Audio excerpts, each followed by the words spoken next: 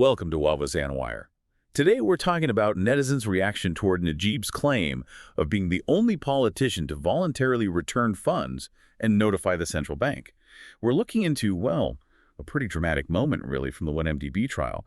It's about the closing submissions from former Prime Minister Najib Razak's defense team.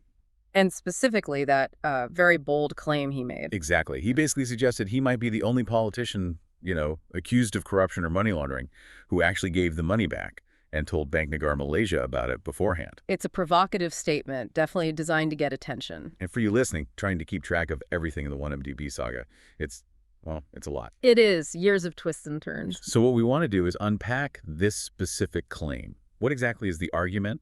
And maybe just as importantly, how did people react to it? Right. Let's start with the claim itself. The figures involved are just staggering. The amount that came into his account was US $681 million. Which is what? Billions in ringgit. Billions, yes. And his long-standing explanation, of course, is that this was a political donation from the Saudi royal family. Linked to the late King Abdullah, wasn't it? That specific promise? That's the narrative, yes. A gift, essentially. But this new argument isn't just about receiving it. It focuses on what happened after he got the money. What's the key action he claims sets him apart? Well, there are two main points his defense is pushing. First, the return of the money.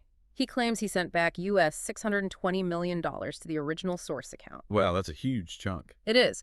And the argument is, look, if the intention was purely criminal, why return such a vast sum? He says it was returned because it wasn't needed or used. Okay, so returning the bulk of it is point one. What's the second pillar? You mentioned informing the central bank. Right, Bank Negara Malaysia. This seems crucial to their current strategy.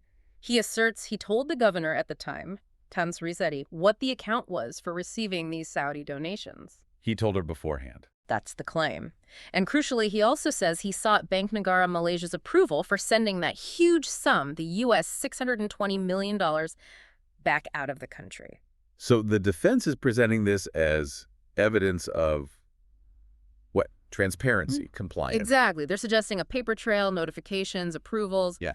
Basically arguing he wasn't trying to hide anything. It paints a picture of someone following procedures, even with such enormous sums. And they also talked about how the remaining money, the difference between the 681 and 620 million, was used, right? Yes, they stressed that part too. The argument is that the funds were spent on political activities, social welfare programs, things like that.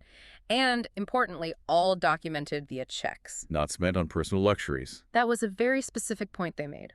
He explicitly said he didn't use it for, quote, million-dollar paintings or luxurious properties, trying to contrast his actions with, perhaps, common perceptions of corruption. And he also mentioned the type of account used, didn't he? He did. He emphasized it was a local bank account in Malaysia under his own name, not some hidden offshore account.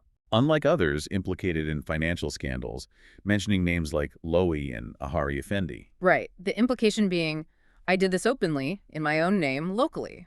It's all part of building this narrative of transparency against the backdrop of the charges he faces. Okay, so that's the defense's picture. But we need to ground this in the current legal reality. Where does this all stand? Absolutely vital context. This argument is being made in the ongoing 1MDB trial. He's facing 25 charges there, 4 for corruption related to RM2.28 billion and 21 for money laundering. And this is separate from the SRC international case. Completely separate. And important to remember, he's currently serving time in Kajang prison for that SRC conviction. His sentence was reduced recently, but he is incarcerated. So he's already been convicted on related financial charges, and now he's mounting this defense in the 1MDB case. What stage is that trial at? The High Court has already ruled that the prosecution established a prima facie case. Which means, for those of us not up on legal terms. It basically means the judge looked at the initial evidence from the prosecution, the documents, the money trail, witness statements, and decided, yes, there's enough here to suggest a crime likely happened, and he needs to answer for it. So now the defense has to present its case to counter that. And this is where that really striking contradiction comes in, the thing that caught everyone's attention. For years, it was Saudi donation, period. But then, in this defense, the language shifted. It really did, and quite dramatically. When referring to the money he returned, his defense used terms like so-called remuneration. Remuneration? Yes, and even, according to reports, language implying bribe money. And then, almost in the same breath, claimed he was the only politician who returned this bribe money. That's quite a linguistic twist. What do you think is going on there? A slip? a strategy. It feels like a calculated risk, a legal strategy. Yeah. By using that kind of terminology, even briefly, maybe they're trying to say, okay, even if you see it that way, look what I did next. Shifting the focus from receiving the money to returning it. Precisely. Trying to make the return and the notification the main story, framing it as an act of integrity, regardless of how the money itself is labeled. It's like saying, call it what you want, I gave it back, and I told the authorities. But of course, using a word like remuneration or anything close to bribe could easily be seen as, well, an admission, couldn't it? Absolutely. The prosecution will likely argue that's exactly what it is, an implicit acknowledgement that it wasn't just a simple gift. It's a very fine line they're walking. Okay, let's shift gears to how the public reacted. Because this claim of being the only one to return funds and notify the bank, it didn't exactly get a warm reception online, did it? No, not at all. Overwhelmingly, the reaction seemed to be one of deep skepticism, even cynicism. What were the main lines of criticism? A big one was questioning the basic logic. People are saying things like, does returning stolen money make you innocent? Or, if a thief gives back some of what they took, are they still not a thief? So challenging the idea that restitution somehow cancels out the alleged crime itself? Exactly. The feeling was that returning funds, especially after investigations are underway, doesn't prove innocence. It might be mitigation, but not exoneration. And that ties into the other major point of skepticism, right? The idea that this was truly voluntary. Oh, definitely. That got a lot of comments. People were asking, would he have returned it if the whole thing hadn't started to come out? The timing being suspect, essentially. Yes. The strong sense online was that this wasn't some proactive act of conscience, but rather a reaction to getting caught, or the fear of getting caught. That perception really undercuts the defense's narrative of unique honesty. Were there comparisons made to other situations or other countries? Yes, quite a few. Some netizens brought up how such cases might be handled elsewhere, sometimes mentioning places like China, suggesting the penalties there would be far more severe. It reflects a frustration, perhaps, with the perceived leniency towards high-level corruption locally. Any particularly sharp comments that stood out? Well, there was quite a bit of sarcasm, comments suggesting he deserved a, quote, Nobel Prize for shamelessness. And the analogy that kept popping up was, this is exactly what a thief caught red-handed at the police station would say, trying to minimize the act by claiming they intended to return the goods all along. It really speaks to a lack of public trust, doesn't it? It certainly seems that way. People also connected it back to his current situation, the fact that he is the only former prime minister currently in prison. For many, that context makes the claim of unique integrity ring hollow.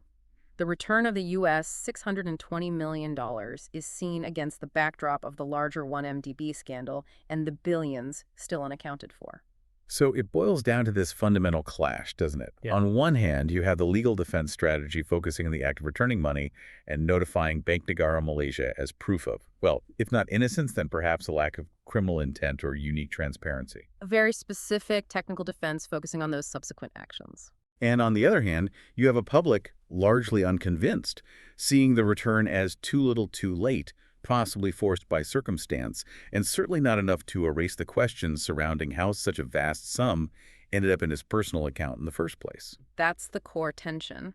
And now it's up to the courts to weigh all of this. They have to consider the significance of the returned funds. Is it a mitigating factor? How does it stack up against the evidence regarding the initial receipt of the money? Whatever label you put on that money donation, remuneration, bribe, the court has to decide the legal implications of the entire sequence of events. It's a case that really pushes the boundaries of accountability for people in high office here in Malaysia, and it seems far from over. Indeed. The legal arguments will continue, and public debate certainly isn't quieting down.